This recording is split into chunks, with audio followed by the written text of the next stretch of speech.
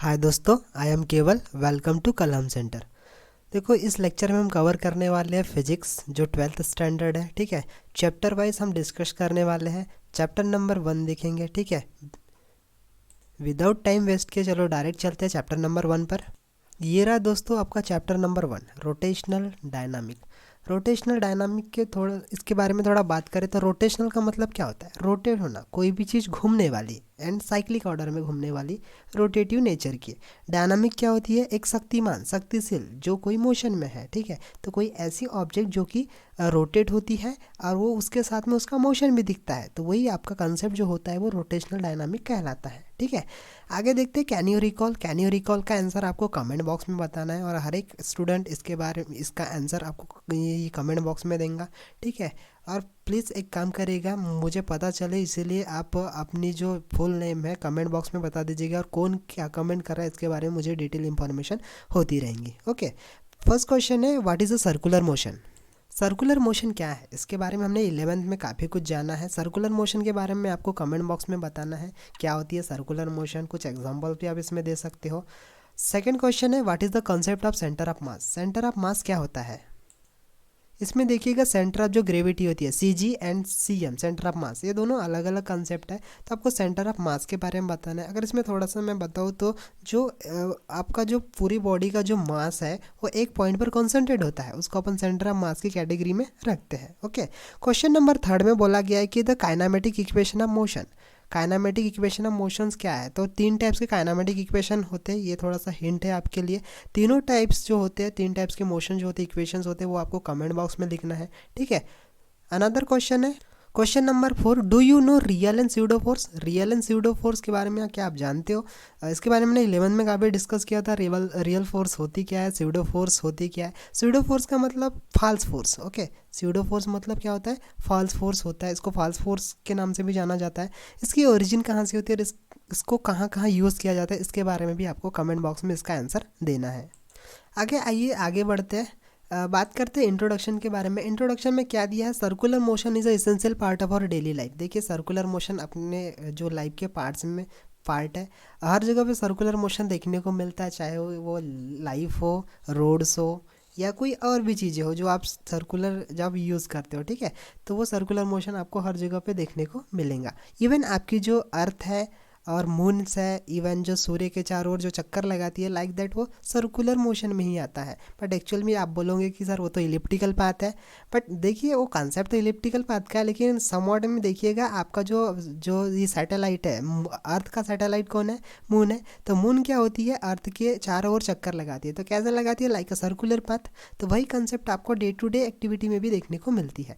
आगे बढ़े तो every day we came across the several revolving और रोटेटिंग ऑब्जेक्ट। हम लोग डे टू डे लाइफ में ये भी देखते हैं कि कुछ बॉडी रोटेट होती है, कोई सर्कुलेट होती है, कोई रिवॉल्व्स होती है। ओके, आपका वॉच देखिएगा वो रोटेट होती रहती है कंटिन्यूसली। ओके, तो इस टाइप से आपके डे टू डे एक्टिविटीज़ में जो रोटेटिंग ऑब्जेक्ट्स है, रोटेशनल मोशन वाली जो कंसेप्ट है, वो देखने को मिलेंगे। During the revolution of an object its undergo circular motion about the some point outside the point और अबाउट सम अदर ऑब्जेक्ट। ठीक है, इस कंसेप्ट में क्या होता है कि इसमें आपका कुछ ना कुछ पोर्शन जो होता है वो सर्कुलर मोशन में ही देखने को मिलेगा। ठीक है, during the rotation motion is about the axis of rotation passing through the object. और उसमें क्या होती है, एक जो ऑब्जेक्ट जो रोटेट होता है वो क्या होता है, एक उसका एक एक्सिस डिसाइड होता है। रोटेटिंग पासिंग जो एक्सिस है वो एक्सिस डिसाइड होता है। सपोज टू बी, ये समझिएगा, आपकी वॉच है।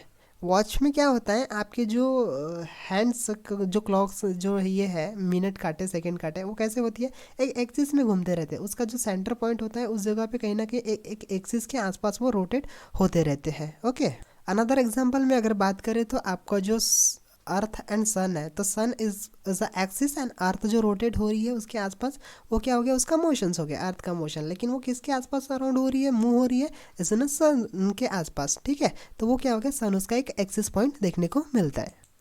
आगे बात करते हैं। नेक्स्ट पॉइंट दिया है characteristics of circular motion. Circular motions के कैरेक्टरिस्टिक्स क्या है? सबसे पहले इसमें कैरेक्टरिस्टिक बोला गया एक्सेलरेटेड मोशन होता है। एक्सेलरेटेड मोशन का मतलब क्या होता है, आपके जो ऑब्जेक्ट्स हैं वो मोशन में रहेंगे लेकिन वो एक्सेलरेटेड फॉर्मेट में रहेंगे। ओके, ये देखिए, मैं यहाँ पे दिखाता हूँ आपको, ये देखिए, यहाँ पे क्या दिया है, आपके ऑब्जेक्ट मोशन में है लेकिन कैसे है, एक्सेलरेटेड फॉर्मेट में है। जैसे जैसे आगे बढ़ेंगे उसमें क्या देखने को मिलेगा, समवॉट वेलोसिटी देखने को मिलेंगी। यहाँ पे भी देखिए आपकी पृथ्वी और ये आपका मून्स, ठीक है। तो ये जैसे जैसे आगे बढ़ती है वेलोसिटी के साथ में आगे बढ़ेंगे, ठीक है। तो समवॉट में क्या होगा, इसका जो डिस्टेंस है वो भी चेंज हो जाएगा। ओके, तो यहाँ पे भी वही बोला गया एक्सेलरेटेड मोशन में कि आपका जो डायरेक्शन ऑफ वेलोसिटी है वो चेंज होती है एट अ एवरी इंस्टेंट। हर जगह पे आपकी इंस्टेंटली वो चेंज होती रहती है, उसको अपन एक्सेलरेटेड मोशन बोलते हैं। जैसे जैसे वो सामने बढ़ेंगी वैसे वैसे उसका मोशन चेंज होगा और उसकी वेलोसिटी भी चेंज हो जाएंगी, तो वो आपका एक्सेलरेटेड मोशन होता है। अनदर में बोला गया है पीरियोडिक मोशन। पीरियोडिक मोशन मतलब क्या, जैसे जैसे आगे बढ़ेंगे वैसे वैसे उसका टाइम भी चेंज होगा। और इसमें बोला गया during this motion the particle repeated its path along the same trajectory, और वो सेम पाथ पर क्या होती है, बार बार रोटेट होती है। यहाँ पे देखिए ये आपका अर्थ हो गया, ये आपका मून। क्या होती है, मून जैसे ही रोटेट होती है कंप्लीटली तो क्या होती है, एक बार रोटेट हुआ तो उसका क्या हो गया, एक टाइम पीरियड हो गया, दूसरी बार गया तो फिर से डबल टाइम पीरियड हो गया। तो इस टाइप से क्या होती है, इस टाइप आपकी जो मोशन है वो क्या होती है, रिपीटेड होती है। पार्टिकल्स क्या होते हैं, रिपीटेड होते हैं अलोंग इट्स सेम ट्रेजेक्टरी, उसी पाथ पर क्या होते हैं, बार बार रोटेट होते हैं। उसको अपन मोशन इज अ पीरियोडिक बोलते हैं। पीरियोडिक मोशन के उसके बारे में जानते हैं। तो आप याद रखिएगा, एक्सेलरेटेड मोशन होता है सर्कुलर मोशन के कैरेक्टरिस्टिक में, और सेकंड होता है पीरियोडिक मोशन। आगे बात करें तो नेक्स्ट टॉपिक दिया है ये kinematic of circular motion. Kinematic of circular motion क्या होता है, हमने 11 में इसके बारे में काफ़ी कुछ डिटेल में एक्सप्लेन किया था कि भाई क्या होता है काइनामेटिक ऑफ सर्कुलर मोशन में। मैंने तीनों इक्वेशंस भी आपको डिटेल में बताया था क्या होता है, ठीक है। इसमें आगे अगर बात करें तो हम तीन टाइप्स के जो हम यहाँ पे जो क्वांटिटी यूज़ कर रहे हैं वो angular displacement, angular velocity and angular accelerations, ठीक है। ये क्या होती है इसके बारे में थोड़ा सा डिटेल जान लेते हैं। यहाँ पे याद रखिएगा रेडियस वेक्टर, ये रेडियस वेक्टर क्या है, ओके। तो रेडियस वेक्टर मतलब इसका डेफिनेशन देखिए, the vector drawn from the centre of circle to the position of a particle performing uniform circular motion is called the radius vector. मतलब एक ऐसा जो सर्कल पोजीशन परफॉर्म करता है जैसे कि सेंटर के साथ में उसका कुछ ना कुछ रिलेशन देखने को मिलता है, ठीक है। तो ये देखिए ओ और ए के बीच में क्या है, रेडियस है। ये हम लोग क्या बोलते हैं, ये टोटल अगर डिस्टेंस यहाँ से लिए तो डायमीटर होता है, लेकिन हाफ पोर्शन लिए तो क्या होता है, रेडियस होता है। तो वो जो ओ ए का जो डिस्टेंस है आर, वो आपका रेडियस वेक्टर होता है, ओके। ये चाहे वो कंसिडर, यहाँ पे एक्सप्लेनेशन में दे देखो, consider the particle performing uniform circular motion in anti clockwise direction. ये एंटी क्लॉकवाइज डायरेक्शन में परफॉर्म कर रही है, उसमें क्या हो रहा है, आपका जो ओ ए जो पोर्शन है वो क्या है, आपका रेडियस वेक्टर में आता है। यहाँ पे देखिए एंगुलर डिस्प्लेसमेंट, ठीक है। ये क्या होती है, यहाँ पे देखिएगा एंगुलर डिस्प्लेसमेंट मतलब क्या होती है, angle trace by the radius vector at the centre of circle in a shortest interval of A time is called the angular displacement. क्या हो रहा है, आपकी जो एंगल ट्रेस हो रही है, object A object number B में जा रहा है, ऑब्जेक्ट ए ऑब्जेक्ट बी पे गया, तो क्या हो रहा है, एक कुछ ना कुछ एंगल बनाया इसने, किसके साथ में, सेंटर के साथ में। अगर ए वो ये रोटेट होके ओ बी बना रहा है तो कुछ ना कुछ यहाँ पे एंगल देखने को मिलेगा, जिसको बोला गया है angular displacement D theta, okay. तो इस टाइप से आप इसको याद रखिएगा, angle trace by the radius vector at a centre of a circle in a shortest interval में गया, ठीक है। तो उस टाइप से आपका जो देखने को मिलेगा यहाँ पे जो डिस्टेंस ये बनेंगे, एंगल बनेंगे, उसको अपन एंगुलर डिस्प्लेसमेंट बोलते हैं। आगे दिया है एंगुलर वेलोसिटी क्या होती है, ओके। एंगुलर वेलोसिटी मतलब क्या होती है, omega, rate of change of angular displacement with respect to time is called the angular velocity.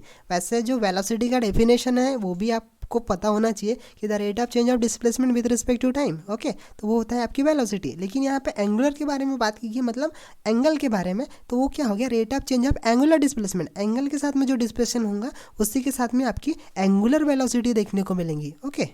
And another आपका जो है एंगुलर एक्सेलरेशन। एंगुलर एक्सेलरेशन क्या होती है, एंगुलर एक्सेलरेशन यहाँ पे देखिएगा, डेफिनेशन देखिए, the rate of change of angular velocity with respect to time is called the angular acceleration. अगर मैं आपको एक्सेलरेशन के बारे में पूछूं, एक्सेलरेशन की डेफिनेशन क्या होती है, तो आप सिंपल तरीके से बता पाओगे कि sir rate of change of velocity with respect to time is called the acceleration, okay. यहाँ पे हमने बात किया है कि एंगल के बारे में, तो एंगुलर जो वेलोसिटी होती है वो rate of change of angular velocity with respect to time के हिसाब से आपकी जो एंगुलर वेलोसिटी चेंज होंगी वो आपका क्या होगा, एंगुलर एक्सेलरेशन। देखिए यहाँ पे alpha is equal to D omega by D T. ये क्या हो गया, आपके एंगुलर जो ये वेलोसिटीज है वो अलग अलग तरीके से देखने को मिलेगा, जैसे कि omega 2 minus omega 1 by T, ठीक है। तो ये आपका क्या हो गया, एंगुलर एक्सेलरेशन। देखो यहाँ पे भी बोला गया डिस्प्लेसमेंट में क्या होता है कि velocity rate of change of displacement with respect to time, और एक्सेलरेशन में वही बोला गया rate of change of velocity with respect to time. ठीक है, तो ये सिंपल जो डेफिनेशन है वो एक्सेलरेशन और आपके वेलोसिटी के है, लेकिन यहाँ पे कंपेरिजन कैसे बोला गया है, हम लोग यहाँ पे पढ़ रहे हैं एंगुलर डिस्प्लेसमेंट, एंगुलर वेलोसिटी और एंगुलर एक्सेलरेशन। मतलब जो भी बनेगा आपका कैसे बनेगा, एंगल में। जो भी आपकी एक्टिविटी होने वाली है वो एंगल्स में फॉर्म होने वाली है। मतलब आपकी जो वेलोसिटी हो या एक्सेलरेशन हो वो आपकी कैसे होने वाला है, एंगल्स में। एंगल्स में क्यों, क्योंकि हम यूनिफॉर्म सर्कुलर मोशन में जा रहे हैं और ऑब्जेक्ट आपकी कैसे रोटेट हो रही है, सर्कुलर मोशन में रोटेट हो रही है, चाहे वो एंटी क्लॉकवाइज हो या क्लॉकवाइज हो, वो मैटर नहीं करता। लेकिन इंपॉर्टेंट क्या है, आपका जो मोशन है वो सर्कुलर मोशन है, और सर्कुलर मोशन जैसी है तो आपको समवॉट में एंगल देखने को ही मिलेगा। आगे यहाँ पे दिया गया है आपका जो पोजीशन फैक्टर होता है वो वेलोसिटी के साथ में किस हिसाब से रिलेशन रखता है, मैग्नीट्यूड। ओके, तो ये देखो यहाँ पे देखिए ये क्या होता है, सर्कुलर मोशन। पॉइंट पी हो गया, एक ऑब्जेक्ट है, इसकी वेलोसिटी पी है, और ये क्या हो गया, उसका रेडियस वेक्टर सी से पी का डिस्टेंस क्या है, आर दिया है। ठीक है, एंड आपका ओमेगा, ओमेगा मतलब क्या है, इसका रोटेशन, जो आपके जो एंगुलर रोटेशन देखने को मिलेगा। ठीक है, ये हो गया। तो इसमें वेलोसिटी के बारे में बात करें तो V is equal to R omega या ओमेगा इंटू आर। ठीक है, तो ये क्या होता है, आर ये इंटू हुआ, इसका रेडियस वेक्टर इंटू हुआ, इंटू इसका ओमेगा इंटू हुआ, मल्टीप्लाई, तो दोनों मिले V is equal to R omega. ये आप फॉर्मूला याद रखिएगा। आगे यहाँ पे बोला गया जो the direction of omega is always along the axis of rotation. आपका जो ओमेगा की जो डायरेक्शन होती है वो हमेशा एक्सिस ऑफ रोटेशन के अकॉर्डिंगली होती है, और ये आपके काम करते हैं राइट हैंड थंब रूल्स के अकॉर्डिंगली। ये राइट हैंड थंब रूल्स होता क्या है, ओके यहाँ पे देखिए right hand thumbs rule. Right hand thumbs rules क्या है, ये आपके थम्स हो गए और ये आपके फिंगर हो गए, कर्ल फिंगर हो गए। ठीक है, तो उस हिसाब से आपका यहाँ पे आपका जो राइट हैंड थंब रूल्स है वो काम करता है। आपकी एक्सिस जो डिसाइड होती है वो हिसाब से होती है। आपके थम्स और आउट स्ट्रेच जो होते हैं फिंगर, ये कर्ल्स हिसाब के देख सकते हो। देखो ये ऊपर वाला जो दिया है इसका डायरेक्शन कैसा है, डी थीटा। ठीक है, और आपकी जो ये कर्ल्स फिंगर है, मतलब जो रोटेटिंग फिंगर है सर्कुलर टाइप की, वो क्या होंगी, आपका मोशन ऑफ ऑब्जेक्ट ए से बी गया तो आपको क्या पे देखने को मिलेगा, समवॉट में एंगल देखने को मिलेगा। ओके, तो यहाँ पे आपका राइट हैंड थंब रूल्स इस हिसाब से आपका काम करता है। ठीक है, इस हिसाब से आप तीनों तरीके से आप यूज़ कर सकते हैं। आप एंगुलर वेलोसिटी के लिए यूज़ कर सकते हो, एंगुलर एक्सेलरेशन के लिए यूज़ कर सकते हो, और एंगुलर डिस्प्लेसमेंट के लिए आप लोग राइट हैंड थंब रूल्स का यूज़ कर सकते हो। ये देखिए यहाँ पे भी बोला गया साफ तरीके से राइट हैंड थंब रूल्स किस हिसाब से काम करते हैं। तो ये आपका जो थंब वाला पोर्शन हो गया, और आसपास के जो फिगर हो गए, फिंगर्स हो गए, ओके सॉरी, तो वो इस हिसाब से देखने को मिलते हैं। ठीक है, तो आप इसमें डायरेक्शन ऑफ एंगुलर वेलोसिटीज़ में कंपैरिजन इसमें देख सकते हैं। ओके, इसका टाइम पीरियड के बारे में अगर बात करें तो इसमें जो टी दिया है, पीरियड ऑफ सर्कुलर मोशन और पीरियोडिक टाइम, जिसको पीरियोडिक टाइम्स के भी नाम से जाना जाता है, और एन इज़ अ फ्रीक्वेंसी। तो omega is equal to 2 pi N. ठीक है, एन क्या होती है, एन आपकी फ्रीक्वेंसी होती है, तो इज इक्वल टू 2 पाई/टी। ठीक है, तो N is equal to 1/t होता है। फ्रीक्वेंसी के बारे में हम लोगों ने 11 में डिस्कस किया था, frequency N is equal to 1/t। तो ठीक है, तो वही वाला कंसेप्ट यहाँ पे यूज़ करेगा, तो 2 पाई/t। तो ये आपके टाइम पीरियड देखने को मिलेंगे इन पीरियड्स ऑफ सर्कुलर मोशन। आइए आगे देखते हैं। आगे बोला गया यूनिफॉर्म सर्कुलर मोशन, यूसीएम, इसको शॉर्ट फॉर्म में यूसीएम के नाम से जानते हैं। इट इज आल्सो कॉल्ड, देखो यूसीएम बोला गया। इसके बारे में थोड़ा सा जान लेते हैं। During the circular motion if the speed of particles remain constant is called the uniform circular motion.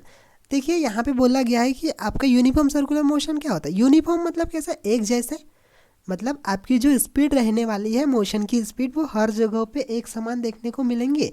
Okay, यहाँ पे देखिए आपका अर्थ और मून की स्पीड, ये जो टोटल रिवॉल्यूशन होगा तो क्या होगा, यहाँ पे भी रहेगा तो सेम स्पीड, यहाँ पे भी है तो सेम स्पीड, यहाँ पे भी आ गया तो सेम स्पीड, और यहाँ पे भी आएगा तो सेम स्पीड। तो आपकी जो यूनिफॉर्म सर्कुलर मोशन का जो कंसेप्ट है सर्कुलर मोशन का, यही होता है कि वो हर एक जगह पर यूनिफॉर्मली परफॉर्म करे और उसकी वेलोसिटी यूनिफॉर्म देखने को मिले। ठीक है, यहाँ पे आगे बोला गया कि only the direction of velocity change at every instant. क्या होता है, अब जैसे जैसे स्पीड आगे बढ़ेंगी वैसे वैसे ऑब्जेक्ट आपका आगे बढ़ेगा, तो वैसे वैसे आपकी स्पीड में भी कुछ ना कुछ वेरिएशन तो देखने को मिलेगा।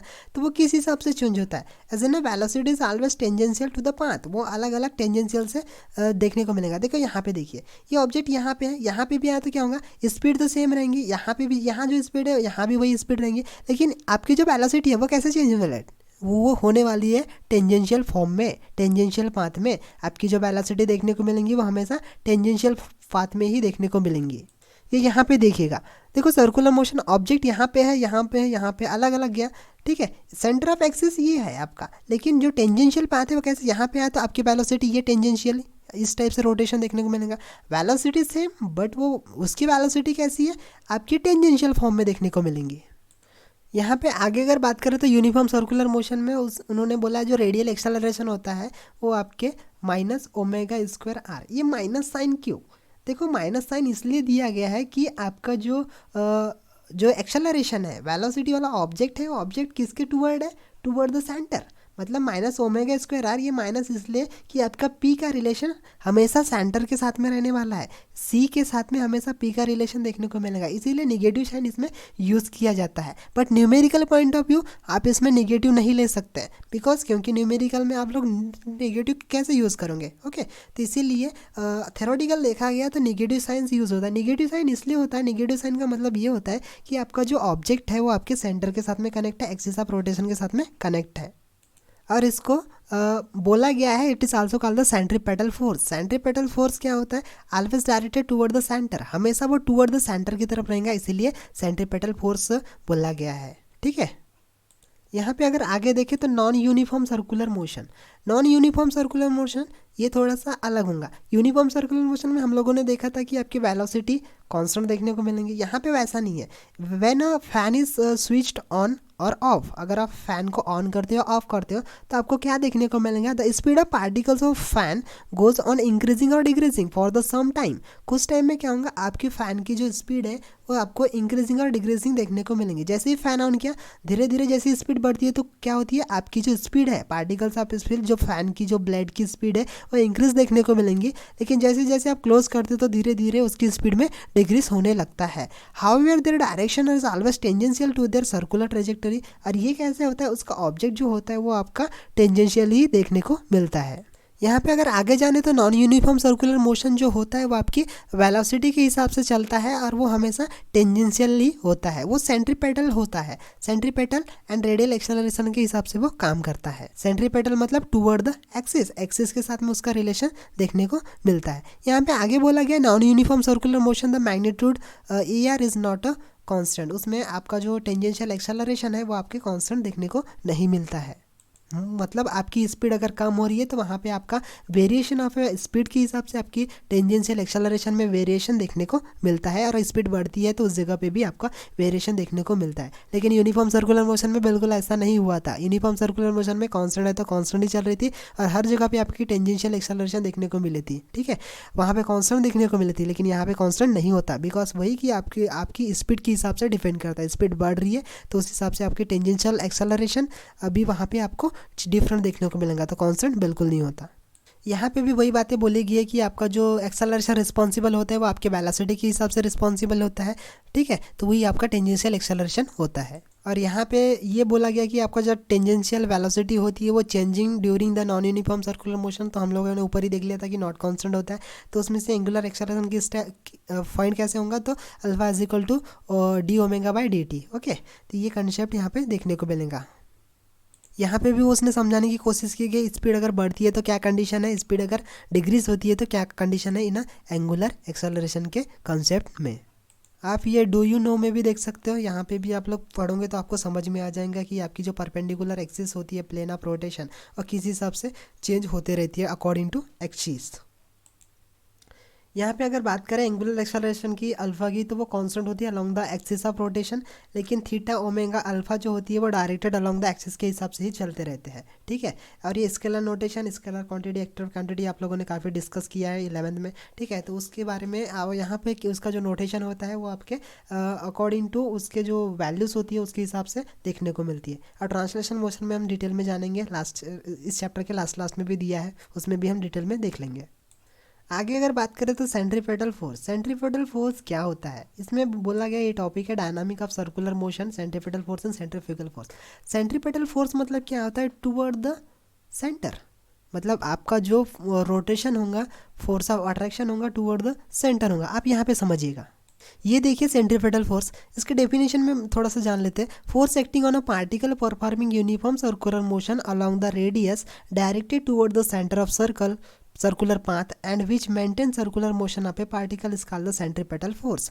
मतलब आपका जो मोशन रहेगा ऑब्जेक्ट का, ये वाला ऑब्जेक्ट यहाँ पे गया, इसकी वेलोसिटी देखने को मिलेंगे, लेकिन इसका जो फोर्स ऑफ अट्रैक्शन है, ये जो एफ है वो किस साइड में रहेगा, टूवर्ड द सेंटर। इसीलिए इसको हम लोग सेंटर सीकिंग फोर्स के नाम से भी जानते हैं। सेंट्रीपेटल फोर्स में इसमें कंफ्यूज मत हो जाइएगा कि इसको सेंटर सीकिंग फोर्स के नाम से भी जानते हैं, ठीक है। Centripetal force mass into centripetal acceleration ये देखने को मिलेगा, F is equal to M इसका मास और into V square upon R. तो M V square upon R is equal to F, इसको एम आर ओमेगा स्क्वायर के हिसाब से लिखते हैं, V is equal to R omega, यहाँ पे आप रिप्लेस कर दीजिएगा तो ये आपका F is equal to M R omega square बन जाता है, ठीक है। यहाँ पे भी देखिए वेक्टर नोटेशन में साफ साफ बोला गया कि F is equal to minus M V square upon R into R zero vector. ये क्या होता है, वेक्टर नोटेशन है। ये सिर्फ थेरोटिकल यूज होता है, न्यूमेरिकली नहीं यूज होता। न्यूमेरिकली आप नेगेटिव साइन निगलेक्ट कर सकते हो। ये नेगेटिव साइन का मतलब वही होता है कि आपका जो ऑब्जेक्ट है वो सेंटर के साथ में कनेक्ट है, टुवर्ड द सेंटर है, ओके, और इसका एक्सिस के साथ में रिलेशन है। तो यहाँ पे भी वही है जो अभी मैंने बताया आपको, ठीक है। तो माइनस ओमेगा स्क्वायर आर जो एक्सेलरेशन होती है, रेडियल एक्सेलरेशन, वो आपकी माइनस होती है, मतलब कुछ ना कुछ उसका सेंटर के साथ में रिलेशन देखने को मिलेगा। और centripetal force minus M omega square R, मतलब वही F is equal to M V square by R, मतलब कुछ ना कुछ माइनस के साथ में उसका रिलेशन देखने को मिलेगा। आगे बात करें तो सेंट्रीफ्यूगल फोर्स। सेंट्रीफ्यूगल फोर्स क्या होता है, अवे फ्रॉम द सेंटर। आपका जो मोशन देखने को मिलेगा वो अवे फ्रॉम द सेंटर देखने को मिलेगा। यहाँ पे देखिए, visualise yourself on a merry go round rotating uniformly. आपने मेरी गो राउंड के बारे में जाना है।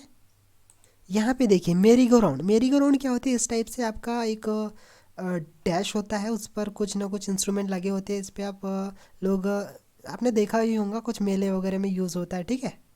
तो यहाँ पे उसके बारे में दिया है, if you close your eyes, अगर उस जगह पे आप लोग अपना आंखें बंद करते हो उस पर बैठ के, then you will not know that you are performing a circular motion but you feel that you are in rest. अगर आप जैसे ही आंखें बंद करते हो तो आपको क्या लगेगा कि आप लोग को लगेगा कि मैं सर्कुलर मोशन में नहीं घूम रहा हूँ, एक कॉन्स्टेंट जगह पे आपको ऐसा लगेगा कि मैं रेस्ट हूँ, एक जगह पे खड़ा हुआ हो रहा है या एक जगह पे बैठा हुआ हो, ऐसे फील होती है उस मेरी को राउंड पर, ठीक है। In this order to explain that you are in a rest, और आपको लगता है कि मैं एक रेस्ट पोजीशन पे हूँ, then you need to consider the force equal to the magnitude resultant in the real force. उस जगह पे आपको क्या होगा, उस जगह पे आपका रियल फोर्स काम करता है। ये सेंट्रीफ्यूगल फोर्स होता क्या है, थोड़ा सा डिटेल में जान लेते इसके बारे में। यहाँ पे देखिए सेंट्रीफ्यूगल फोर्स का थोड़ा सा डेफिनेशन जान लेते हैं। Force acting on a body performing uniform circular motion which is directed along the radius but its away from the centre and whose magnitude is equal to the centripetal force. आपका जो motion रहेगा वो आपका uniform circular motion रहेगा, लेकिन आपका जो direction of force है वो आपके अपोजिट देखने को मिलेगा, टूवर्ड द सेंटर नहीं रहने वाला है, अवे फ्रॉम द सेंटर देखने को मिलेगा, away from the centre. And उसकी जो मैग्नीट्यूड होने वाली है वो किसके बराबर होने वाली है, मैग्नीट्यूड आपके सेंट्रीपेटल फोर्स के बराबर, F is equal to M V square by R, इसी के बराबर होने वाली है। लेकिन वहाँ पे हम लोगों ने क्या देखा था, नेगेटिव साइन, यहाँ पे नेगेटिव साइन नहीं, यहाँ पे पॉजिटिव साइन देखने को मिलेगा, ओके। यहाँ पे इक्वेशन भी देखिए, यहाँ पे बोला गया है centripetal force capital F is equal to M into centripetal accel मतलब वी स्क्वायर अपॉन आर, ठीक है। तो F is equal to M V square by R, यहाँ पे आप V is equal to R omega use करिएगा तो is equal to M R omega square, तो डायरेक्टली आप यहाँ पे चेंज कर सकते हो, और F is equal to plus M omega square are, okay. यहाँ पे देखिए आपके बुक ने भी वही बोला है कि आपका जो फोर्स होता है plus M omega square R, यही कंडीशन देखने को मिलेंगे सेंट्रीफ्यूगल फोर्स में, और ये अवे फ्रॉम द सेंटर होता है। ये पॉइंट याद रखिएगा, सेंट्रीफ्यूगल फोर्स में आपका फोर्स ऑफ अट्रैक्शन कैसा रहेगा, away from the centre, okay. और it is in a pseudo force arising from the centripetal acceleration from the frame of reference. आपका जो फ्रेम ऑफ रेफरेंस है, एक्सिस है, वहाँ पे आपका स्यूडो फोर्स अराइज होता है, क्योंकि अवे फ्रॉम द सेंटर है इसलिए। आगे बढ़ते यहाँ पे वही बोला गया है कि जो आपने जो मेरी गो राउंड में अंडरस्टैंड किया है, जो कंडीशन क्रिएट होती है, देखो कमेंट बॉक्स में ये बताइए किन किन लोगों ने मेरी गो राउंड में बैठा है, ठीक है। तो काफ़ी इंटरेस्टिंग चीज़ें होती है वो, ठीक है। आप लोगों ने एक्सपीरियंस भी किया होगा, और जिन्होंने नहीं किया है प्लीज़ एक बार ये मेरी गो राउंड में बैठिएगा, ठीक है। तो यहाँ पे देखने को मिलेंगे आपको यूनिफॉर्म स्पीड एक जगह पे देखने को मिलती है, जैसे जैसे स्पीड बढ़ती है वैसे वैसे आप लोगों का एन्जॉयमेंट देखने को मिलता है, ठीक है। तो वहाँ पे आपका जो कॉन्सेप्ट यूज़ होता है वो सेंट्रीफ्यूगल फोर्स का देखने को मिलता है, और आप वहाँ पे मेज़र भी कर सकते हो, फोर्स मेजरिंग इंस्ट्रूमेंट से आप कोई भी यूज़ करिएगा, और आपकी वहाँ पे स्पीड के हिसाब से आपको पता चल जाएगा कि आपकी सेंट्रीफ्यूगल फोर्स किस हिसाब से जनरेट होती है टूवर्ड। आप वहाँ पे एक्सपीरियंस करिएगा आंखें खोल के कि आप इनसाइड जा रहे हैं कि आउटसाइड जा रहे हैं, मतलब आप जैसे जैसे वो मेरी गो राउंड रोटेट होता है तो आपको ऐसा लगता है कि मैं बाहर की ओर फेंका जा रहा हूँ, ठीक है। तो इस टाइप से एक्सपीरियंस देखने को मिलता है। लेकिन उस मेरी गो राउंड में जो राउंड में हम यूनिफॉर्म स्पीड जब एक जगह देखने को मिलती है कांस्टेंट स्पीड में, तो आपका क्या होता है, एग्जैक्टली आपका रियल फोर्स जनरेट होता है। आपका जो फ्रेम ऑफ रेफरेंस है मेरी गो राउंड्स में, वो exactly balance to result of the real force, वो रियल फोर्स आपको देखने को मिलता है, ओके। और वहाँ पे आपका नेट स्यूडो फोर्स देखने को मिलता है, जो कि सेंट्रीपिटल फोर्स आपके resultant of the all the real force होते हैं। आगे अगर बात करें तो application of uniform circular motion, इसमें दिया है vehicle along the horizontal circular track, circular road. अगर आपकी व्हीकल हॉरिजॉन्टल सर्कुलर रोड पर है तो क्या कंडीशन देखने को मिलेंगी, ठीक है। तो आगे देखते हैं। देखिए यहाँ पे देखिए, ये आपका रोड हो गया, ये आपके व्हीकल्स हो गए, ठीक है। तो व्हीकल सर्कुलर रोड पर है, ठीक है।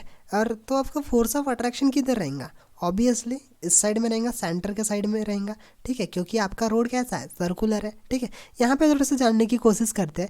आपका जो सर्कुलर ट्रैक है ऑफ द रेडियस आर, ये देखिए ये सर्कुलर ट्रैक है, मतलब ये गोल है ऐसा समझिएगा, ठीक है। तो इस टाइम में आपका जो ट्रैक रहेगा सी से यहाँ तक का डिस्टेंस जो रहेगा वो आपका रेडियस देखने को मिलेगा। Plane of the figure in a vertical plane perpendicular to the track but including only centre C, ये आपके किसके साथ में रहेगा, सेंटर के साथ में देखने को मिलता है, ओके। तो आपकी जो कार है वो कार में आपका दो टाइप्स के फोर्स जनरेट होते हैं। एक तो आपका वेट, खुद का कार का वेट रहेगा वो डाउनवर्ड एक्ट करेगा mg, ठीक है।